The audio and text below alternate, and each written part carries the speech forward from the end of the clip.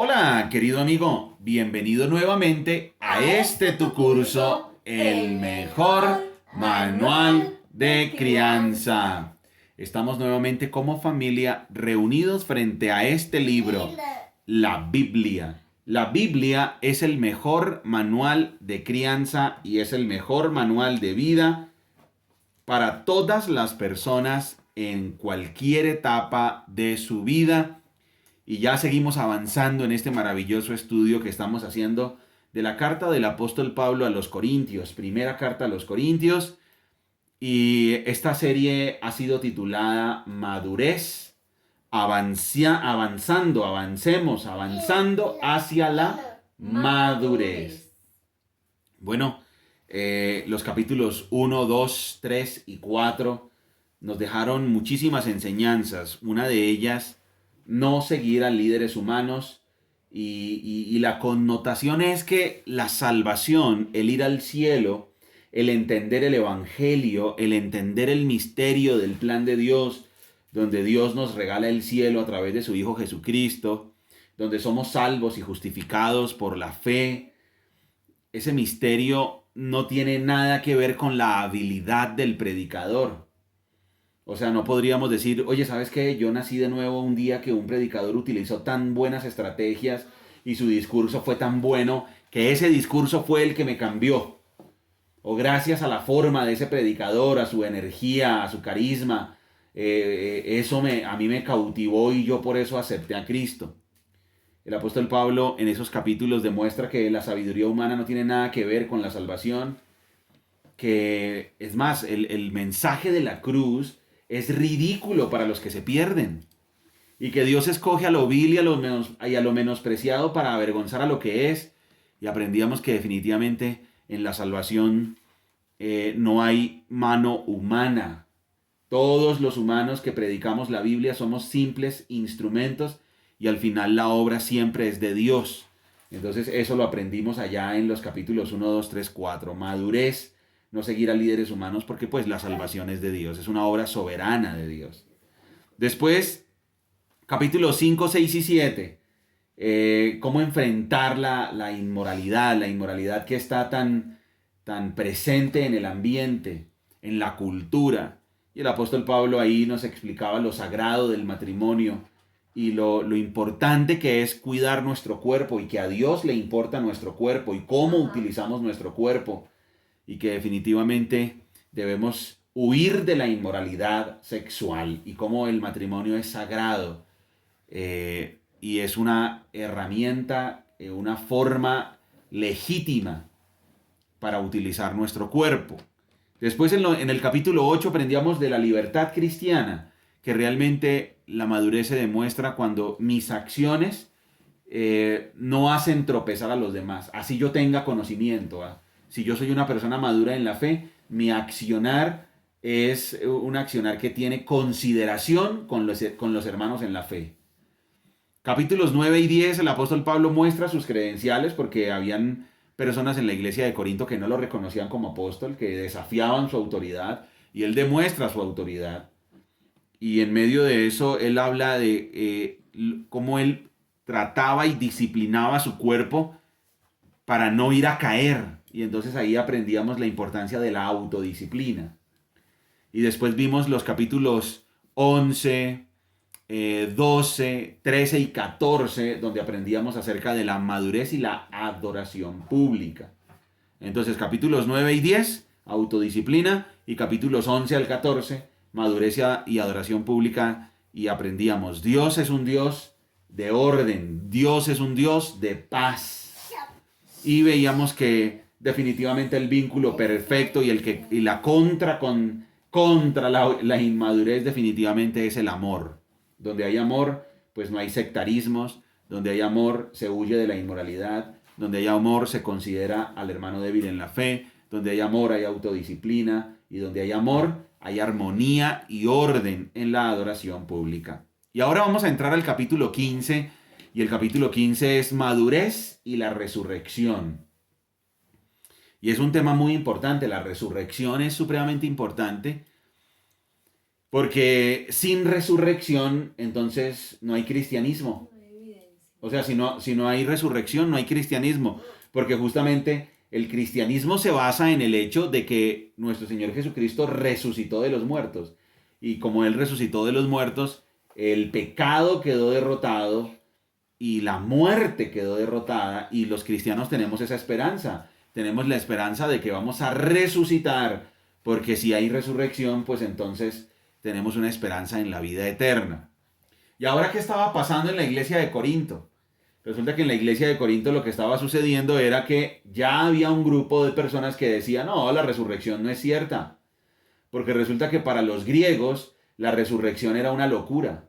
En la cultura griega el concepto de la resurrección no encajaba, eso no estaba en la cosmovisión de los griegos. Y pues ese pensamiento ya había permeado a la iglesia. Y entonces ya habían varios que estaban diciéndole a la iglesia, no, pero la verdad es que no hay resurrección de los muertos, lo que existe es otra cosa. Lo que existe es un cuerpo que se acaba y se muere y un alma que es eterna y por eso el cuerpo no está ligado al alma. Y entonces el apóstol Pablo dice, no, pues si no hay resurrección de los muertos no hay cristianismo. Y entonces el apóstol Pablo en el capítulo 15 va a hablar de la resurrección y sus implicaciones. Voy a volver y lo voy a volver voy a volver a decir esa frase para que todos como familia la entendamos. Debemos entender la resurrección y sus implicaciones. ¿Ok, Dani? Sí. Debemos entender la resurrección y sus implicaciones. Porque si no hay resurrección, no hay cristianismo. Si no hay resurrección, no hay fe cristiana. La resurrección es piedra angular. Y recuerden, los griegos en su pensamiento, ellos consideraban que el cuerpo se podía usar de la manera que uno quisiera porque al fin y al cabo el cuerpo era intrascendente, lo que trascendía era el alma y ya. Pero el apóstol Pablo está diciendo, no señor, hay resurrección de los muertos. Y entonces se generaba otra pregunta y es, bueno, y al fin y al cabo, ¿cómo va a haber resurrección? ¿Con qué cuerpo vamos a resucitar? Y entonces el apóstol Pablo va a hablar en el capítulo 15 de eso. La resurrección y sus implicaciones. Madurez y resurrección. Entonces, vamos a primera carta a los Corintios, capítulo 15, desde el versículo 1. ¿Lo tienes, campeón? Sí. Vamos entonces, la Biblia dice así. Primera carta a los Corintios, capítulo 15, desde el versículo 1. Madurez y resurrección. Ahora, amados hermanos, permítanme recordarles la buena noticia que ya les prediqué. En ese entonces la recibieron con gusto y todavía permanecen firmes en ella. Esa es la buena noticia que los salva si ustedes siguen creyendo el mensaje que les prediqué, a menos que hayan creído algo que desde un principio nunca fue cierto. Yo les transmití a ustedes lo más importante y lo que se me había transmitido a mí también. Cristo murió por nuestros pecados, tal como dicen las Escrituras. Fue enterrado y al tercer día fue levantado de los muertos, tal como dicen las Escrituras. Si bien aquí el apóstol Pablo está diciendo, a ver, Jesucristo resucitó tal como estaba ya profetizado en las Sagradas Escrituras. Versículo 5. Lo vio Pedro y luego lo vieron los 12. Más tarde lo vieron más de 500 de sus seguidores a la vez, la mayoría de los cuales todavía viven, aunque algunos ya han muerto. Luego lo vio Santiago y después lo vieron todos los apóstoles. Por último, como si hubiera nacido en un tiempo que no me correspondía, también lo vi yo, pues soy el más insignificante de todos los apóstoles. De hecho, ni siquiera soy digno de ser llamado apóstol. Después de haber perseguido a la iglesia de Dios, ¿cómo lo hice? Sin embargo, lo que ahora soy, todo se debe a que Dios derramó su favor especial sobre mí y no sin resultados, pues he trabajado mucho más que cualquiera de los otros apóstoles, pero no fui yo, sino Dios quien obraba a través de mí por su gracia. Así que no importa si predico yo o predican ellos, porque todos predicamos el mismo mensaje que ustedes ya han creído. Y aquí el apóstol Pablo, si ven que ya arranca a abordar el tema de la resurrección, dice, pues a ver, yo les transmití lo mismo que recibí y es, de acuerdo a las Escrituras, Cristo murió. Y de acuerdo a las Escrituras, Cristo resucitó. Y de eso son testigos todos los apóstoles, Santiago, más de 500 personas y por último yo. O sea, él está diciendo, el mensaje se trata es de la resurrección. ¿Cómo así que no hay resurrección? Ojo que a muchas personas se les pregunta, oye, dime, ¿qué hay después de la muerte? Y muchas personas dicen, no, nos transformamos en energía, nuestra alma trasciende, reencarnamos, y la lista sigue y sigue y sigue y sigue. Sin embargo, el cristianismo se destaca en este punto, la resurrección. La resurrección es que nosotros vamos a resucitar, tenemos un cuerpo, vamos a tener un cuerpo resucitado. O sea, vamos a resucitar, tendremos un cuerpo. ¿Recuerda, Dani? El cristianismo se basa en que vamos a resucitar, tendremos un cuerpo. ¿Listo, campeón? Sí. Vamos con el versículo 12, porque recuerden, el capítulo 15 es la resurrección y sus implicaciones. La resurrección y sus implicaciones. Versículo 12. Pero díganme lo siguiente. Dado que nosotros predicamos que Cristo se levantó de los muertos, ¿por qué algunos de ustedes dicen que no habrá resurrección de los muertos? ¿Sí ven el problema que había allá en la iglesia de Corinto? De verdad que el apóstol Pablo tenía mucha paciencia con esa iglesia. Divisiones, inmoralidad, inmadurez, sectarismos. Se creían unos superiores a otros.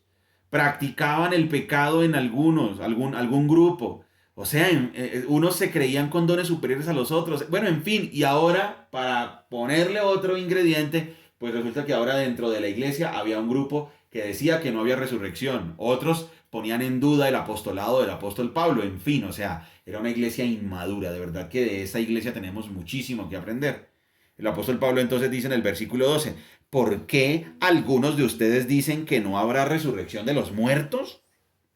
Pues, si, versículo 13, pues si no hay resurrección de los muertos, entonces Cristo tampoco ha resucitado, y si Cristo no ha resucitado, entonces toda nuestra predicación es inútil y la fe de ustedes también es inútil. Mejor dicho, muchachos, si no hay resurrección de los muertos, o sea, el cristianismo es una pérdida absoluta de tiempo. Leer la Biblia es una pérdida de tiempo si no hay resurrección de los muertos. Él está diciendo, es fútil, es inútil, es vano. Versículo 15. Y nosotros los apóstoles estaríamos todos mintiendo acerca de Dios porque hemos dicho que Dios levantó a Cristo de la tumba. Así que eso no puede ser cierto si no hay resurrección de los muertos. Y si no hay resurrección de los muertos, entonces Cristo no ha resucitado. Y si Cristo no ha resucitado, entonces la fe de ustedes es inútil y todavía son culpables de sus pecados. En ese caso, todos los que murieron creyendo en Cristo están perdidos. Y miren el versículo 19. Y si nuestra esperanza en Cristo es solo para esta vida, somos los más dignos de lástima de todo el mundo. Hay gente que cree que el cristianismo es un estilo de vida que mejora la vida y la calidad de vida aquí y ya. Sí, yo me he encontrado con personas que dicen, a mí me gusta que tú me leas la Biblia y me gusta leer la Biblia porque tiene principios de vida, pero no creen en la resurrección. Entonces, eso no tiene sentido, porque si no hay resurrección, el cristianismo es una pérdida de tiempo y los que creemos en Cristo somos dignos de lástima. O sea, si no hay resurrección de los muertos, realmente la gente que nos ve a nosotros, a los que creemos en Cristo, nos tiene que pesar y se burlan. Dicen, ay, pobrecita, esa gente está loca. Miren en lo que creen, dicen que en la resurrección, ay no, pobre gente, pobrecitos. Eso es lo que está diciendo el apóstol Pablo, versículo 19. Y si nuestra esperanza en Cristo es solo para esta vida, somos los más dignos de lástima de todo el mundo. Versículo 20. Lo cierto es que Cristo sí resucitó de los muertos. Él es el primer fruto de una gran cosecha, el primero de todos los que murieron. Entonces el apóstol Pablo contrasta esa idea y dice, la verdad es que sí. Cristo sí resucitó y Él es el primero de muchos. O sea, el primero y después vamos nosotros. Pero él fue el primero en resucitar para demostrar que el poder de la muerte ya estaba quebrado, así como el poder del pecado. Versículo 21. Así que, ya ven, tal como la muerte entró en el mundo por medio de un hombre, ahora la resurrección de los muertos ha comenzado por medio de otro hombre. Así como todos mueren porque todos pertenecemos a Adán, todos los que pertenecen a Cristo recibirán vida nueva. Esa es la esperanza del cristianismo. Pero esta resurrección tiene un orden. Cristo fue resucitado como el primero de la cosecha. Luego todos los que pertenecen a Cristo serán resucitados cuando Él regrese. Después de eso vendrá el fin, cuando Él le entregará el reino a Dios el Padre, luego de destruir a todo gobernante y poder y toda autoridad. Pues Cristo tiene que reinar hasta que humille a todos sus enemigos debajo de sus pies. Y el último enemigo que será destruido es la muerte. Pues las escrituras dicen, Dios ha puesto todas las cosas bajo su autoridad. Claro que cuando dice todas las cosas están bajo su autoridad, no incluye a Dios mismo, quien le dio a Cristo su autoridad. Entonces, cuando todas las cosas estén bajo su autoridad, el Hijo se pondrá a sí mismo bajo la autoridad de Dios, para que Dios, quien le dio a su Hijo la autoridad sobre todas las cosas, sea completamente supremo sobre todas las cosas en todas partes. Versículo 29. Si los muertos no serán resucitados, ¿para qué se bautiza la gente por los que están muertos? ¿Para qué hacerlo a menos que los muertos algún día resuciten? Versículo 30. ¿Y para qué nosotros a todas horas pondríamos en peligro nuestra vida? Pues juro, amados hermanos, que todos los días enfrento la muerte. Esto es tan cierto como el orgullo que siento por lo que Cristo Jesús nuestro Señor ha hecho en ustedes. ¿Y qué valor hubo en luchar contra las fieras salvajes, esa gente de Éfeso, si no habrá resurrección de los muertos? Y miren a la conclusión que llega el apóstol Pablo. Y si no hay resurrección, comamos y bebamos que mañana moriremos. O sea, si este mundo se acaba cuando ya morimos y ya no hay nada más, pues entonces comamos y bebamos. O sea, ya no nos preocupemos tanto de llevar una vida recta, una vida que agrade a Dios. Ya no nos sacrifiquemos por servir a Dios, ya no luchemos, porque al fin y al cabo pues la están pasando rico los que se divierten y ya, si no hay resurrección de los muertos, pues divirtámonos, gocémosla, porque eso es todo lo que tenemos. Versículo 33. Miren el punto al que quiere llegar el apóstol Pablo. No se dejen engañar por los que dicen semejantes cosas, porque las malas compañías corrompen el buen carácter. Ojo, amigo que me estás escuchando, muchos jóvenes universitarios, recuerden que la estadística, de acuerdo a varias organizaciones protestantes y religiosas, dicen 9 de cada 10 muchachos educados en hogares cristianos, cuando regresan de la universidad, ya no pertenecen al cristianismo. Eso quiere decir que nunca fueron. O sea, 9 de cada 10 hijos de personas cristianas terminan no creyendo en la resurrección de los muertos.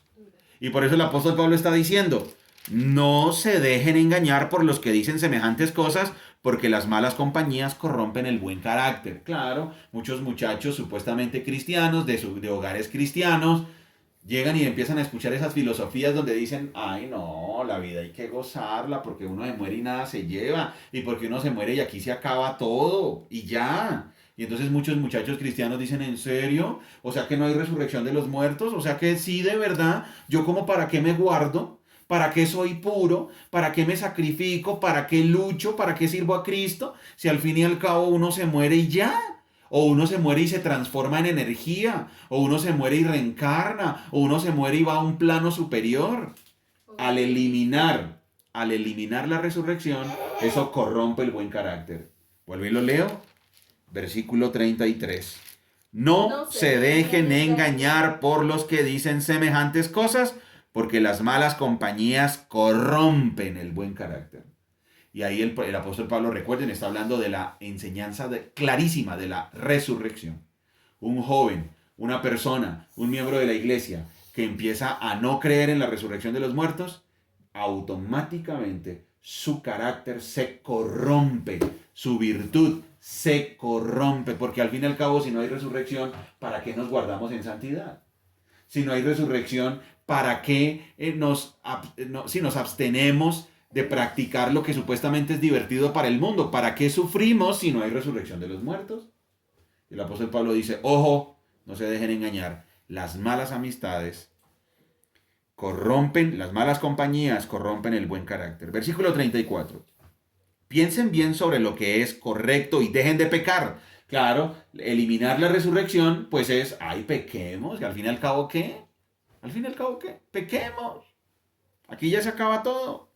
Piensen bien sobre lo que es correcto y dejen de pecar, pues para su vergüenza les digo que algunos de ustedes no conocen a Dios en absoluto. Eso es algo ciertísimo. Ojo, querido amigo que me estás escuchando y nosotros como familia, no vayamos a creer que todo el que pertenece a una organización religiosa es cristiano. No vayan a creer que todo el que coge una Biblia y la carga debajo del brazo pertenece a Cristo. Ojo, el apóstol Pablo está diciendo, algunos de ustedes no conocen a Dios en absoluto. O sea, los que dicen que no hay resurrección, los que practican la inmoralidad sexual y muchos de los que causan divisiones no conocen a Dios en absoluto, no son cristianos, pero están en la iglesia y muchas veces se engañan a sí mismos y muchas veces logran engañar a los demás. Versículo 35. Pero alguien podría preguntar, ¿cómo resucitarán los muertos? ¿Qué clase de cuerpos tendrán? ¿Qué pregunta tan tonta? Cuando pones una semilla en la tierra, esta no crece y llega a ser una planta a menos que muera primero. Y lo que pones en el suelo no es la planta que crecerá, sino tan solo una simple semilla de trigo o de lo que estés sembrando. Luego Dios le da el cuerpo nuevo que Él quiere que tenga. De cada clase de semilla crece una planta diferente. De modo parecido hay diferentes clases de carne. Una para los humanos, otra para los animales, otra para las aves y otra para los peces. También hay cuerpos en los cielos y cuerpos sobre la tierra. La gloria de los cuerpos celestes es diferente de la gloria de los cuerpos terrenales. El sol tiene una clase de gloria, mientras que la luna tiene otra, y las estrellas tienen otra, y hasta las estrellas se diferencian unas de otras por la gloria de cada una. Versículo 42. Lo mismo sucede con la resurrección de los muertos. Cuando morimos, nuestros cuerpos terrenales son plantados en la tierra, pero serán resucitados para que vivan por siempre. Nuestros cuerpos son enterrados en deshonra, pero serán resucitados en gloria. Son enterrados en debilidad, pero serán resucitados en fuerza. Son enterrados como cuerpos humanos naturales, pero serán resucitados como cuerpos espirituales. Pues así como hay cuerpos naturales, también hay cuerpos espirituales. Las escrituras nos dicen, el primer hombre Adán se convirtió en un ser viviente, pero el último Adán, es decir, Cristo, es un espíritu que da vida. Escuchen esto. Lo que primero viene es el cuerpo natural y más tarde viene el cuerpo espiritual. Adán, el primer hombre, fue formado del polvo de la tierra, mientras que Cristo, el segundo hombre, vino del cielo. Los que son terrenales son como el hombre terrenal y los que son celestiales son como el hombre celestial. Al igual que ahora somos como el hombre terrenal, algún día seremos como el hombre celestial. Vuelvo a leer el 49 para que lo tengamos en cuenta. Al igual que ahora somos como el hombre terrenal, algún día seremos como el hombre celestial. Y entonces, aquí el apóstol Pablo nos está diciendo que nosotros vamos a ser transformados y vamos a resucitar en un cuerpo distinto. Muy bien, entonces el versículo 50 dice, lo que les digo, amados hermanos, es que nuestros cuerpos físicos no pueden heredar el reino de Dios. Estos cuerpos que mueren no pueden heredar lo que durará para siempre. Pero permítanme revelarles un secreto maravilloso. Quiero que nos fijemos en este versículo 51 en adelante, amigos. Y nosotros también como familia, Dani, versículo 51. 15:51. Pero permítanme revelarles un secreto maravilloso. No todos moriremos, pero todos seremos transformados. Sucederá en un instante, en un abrir y cerrar de ojos, cuando se toque la trompeta final. Pues cuando suene la trompeta, los que hayan muerto resucitarán para vivir por siempre. Y nosotros, los que estemos vivos, también seremos transformados. Pues nuestros cuerpos mortales tienen que ser transformados en cuerpos que nunca morirán. Nuestros cuerpos mortales deben ser transformados en cuerpos inmortales. Entonces, cuando nuestros cuerpos mortales hayan sido transformados en cuerpos que nunca morirán, se cumplirá la siguiente escritura. La muerte es devorada en victoria. Oh muerte, ¿dónde está tu victoria? Oh muerte, ¿dónde está tu aguijón? Pues el pecado es el aguijón que termina en muerte y la ley le da al pecado su poder. Y entonces hasta el versículo 56 el apóstol Pablo explicó el siguiente concepto. Y es, venga, ¿ustedes por qué se están preguntando de qué tipo de cuerpo vamos a tener? Y resulta que el apóstol Pablo nos da aquí una revelación importantísima. Y es, Dani, cuando tú resucites o cuando yo resucite de los muertos, nuestro cuerpo va a ser un cuerpo glorificado. O sea, no va a ser este mismo cuerpo que tenemos hoy día. Va a ser un cuerpo glorificado como el cuerpo de nuestro Señor Jesucristo cuando resucitó. Un cuerpo glorificado. O sea, un cuerpo que no muere. El punto es que sí nos vamos a reconocer, porque la identidad no la vamos a perder. O sea, sí nos vamos a conocer, Dios nos va a conocer, nosotros nos vamos a conocer, esa es la esperanza que tenemos. Sin embargo, vamos a ser resucitados en un cuerpo glorificado. Eso es lo que acaba de explicar el apóstol Pablo acá. Él dice, desde el versículo 35 hasta el versículo 56, nos dijo, vamos a resucitar, pero vamos a resucitar en un cuerpo glorificado como el mismo cuerpo con el que resucitó nuestro Señor Jesucristo. Versículo 57. Pero gracias a Dios, Él nos da la victoria sobre el pecado y la muerte por medio de nuestro Señor Jesucristo. Vamos a leerlo otra vez. Dani, por favor, lee el 57, campeón, porque este es el versículo central de todo este capítulo 15. Pero gracias a Dios, Él nos da la victoria sobre el pecado y la muerte por medio de nuestro Señor Jesucristo. Maravilloso, gracias, campeón. Pero gracias a Dios, Él nos da la victoria sobre el pecado y la muerte por medio de nuestro Señor Jesucristo. Por lo tanto, mis amados hermanos, permanezcan fuertes y constantes. Trabajen siempre para el Señor con entusiasmo, porque ustedes saben que nada de lo que hacen para el Señor es inútil. Y entonces aquí tenemos este capítulo 15 que nos dice la resurrección y sus implicaciones. Mario, si nosotros resucitamos de los muertos y si tenemos esa esperanza en la resurrección, entonces, ¿cuáles son las implicaciones? Las voy a decir. Número 1, si hay resurrección de los muertos, entonces yo me voy a guardar en santidad porque tengo la esperanza de la vida eterna. Porque yo sé que todo lo que pase aquí, pues, valga la redundancia, es pasajero. Y yo espero la resurrección de los muertos, entonces me voy a guardar en santidad. Número 2, si hay resurrección de los muertos, otra implicación es yo tengo esperanza. Y las vicisitudes y los problemas que enfrentamos acá no son nada comparados con la gloria que será revelada en nosotros. Entonces, si hay resurrección de los muertos, hay esperanza. Si hay resurrección de los muertos, hay alegría. Si hay resurrección de los muertos, hay gozo. Si hay resurrección de los muertos, estamos guardados del pecado. Si hay resurrección de los muertos, entonces tenemos una esperanza firme y segura. Hay muchísimas implicaciones prácticas si hay resurrección de los muertos. Gran enseñanza entonces que nos deja esta clase y este capítulo 15 de la carta a los Corintios, madurez y resurrección, la resurrección y sus implicaciones. Gran enseñanza, como existe la resurrección, como familia tenemos esperanza.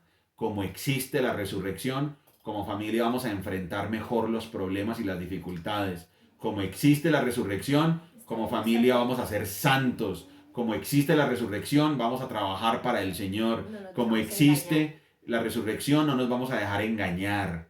Maravilloso. Muy bien, amigo. Recuerda que somos Margie y Daniel, familias saludables, familias que se enfocan en lo importante. ¡Chao!